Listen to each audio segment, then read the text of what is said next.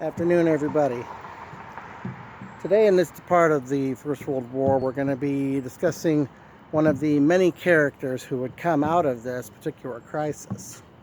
The one we're going to be discussing would become known to the world as Adolf Hitler. He was born in Braunau, Austria on April 20th, 1889. His parents, Alois and Clara, his mother doted on him, loved on him.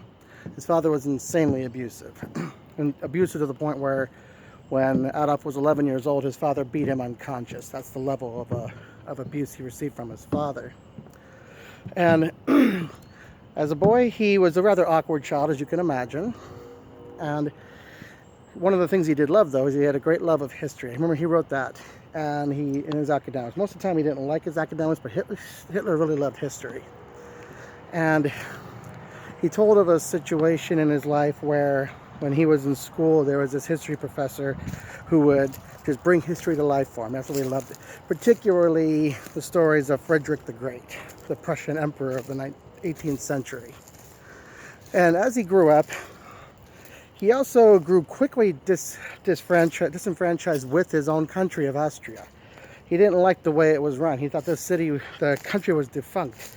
He thought that even though Austria-Hungary was trying to modernize, he thought that they should simply cash in their chips and do what was called the Anschluss, where Austria would simply join full on and become part of Germany, which he would eventually do in 1938.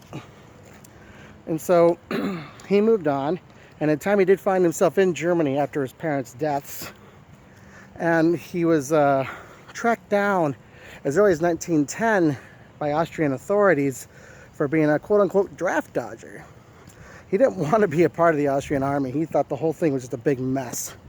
And so he was up in Germany, and he actually submitted to a physical, and where it was deemed that he was physically unfit to actually serve in the army. So he got out of it that way. So in 1914, when war erupted, he was not drafted into the Austrian-Hungarian army.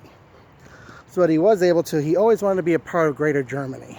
So he asked for permission. He wrote a letter to one of the leaders in Bavaria and asked if he could be a part of the German army. His wish was granted. And in 1914, he became a part of the 16th Bavarian Infantry Regiment. And he would go on to fight all over the place during the Western Front. Now, contrary to what some people might think, Adolf Hitler was actually a very good soldier. He had great respect for the chain of command. He followed his orders without question, and he was noted for being brave and calm during combat, which was very rare, especially during that time. And he became to be known as a message runner. Now, what that was for, and what that was even necessary for, was communications on the front during the First World War were absolutely horrible. Because for the first time in history, you had situations of battle where the commanding officers were not present on the field. Due to the machine gun fire and heavy artillery, it was not safe to keep the commanding officers up there. So oftentimes, you would have commanding officers 3-5 miles back from the front and leaving the orders up there in front for what the soldiers were supposed to do, and nobody up front making the calls.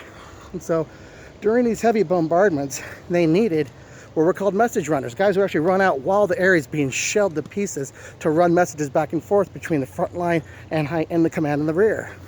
And so Hitler was one of these. He actually ran back and forth. And how he survived, no one actually knew. He actually earned the respect of the men around him based on that. But at the same time, he was a very quirky man. He was, he didn't partake in a lot of the soldierly things. He didn't drink the occasional beer, but all in all, he hated drinking. He absolutely loathed smoking, and he would never take part in what would be considered nowadays as locker room talk. He wouldn't do it. That just wasn't his way. He would actually drive his fellow soldiers nuts by, when they were closed up in the bunkers during the shelling, that he would actually go into tirades about politics and his political points of view. Basically, it was a form of cruel and unusual punishment for most of his fellow soldiers.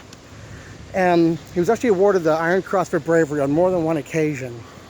And he did find himself in a peculiar situation where, in the end of September 1918, he found himself coming out of a machine gun barrage and he was limping back toward his line. He was unarmed. And then he turned around and saw that a British soldier had his gun pointed at him. He turned around and he waited for the inevitable. And to his surprise, the British soldier lowered his gun. Hitler nodded in thanks and walked back to his own lines. He would later use that to say how the hand of providence was upon him that day, in the fact that that soldier spared his life. Maybe more on that to come in the next segment. There you go.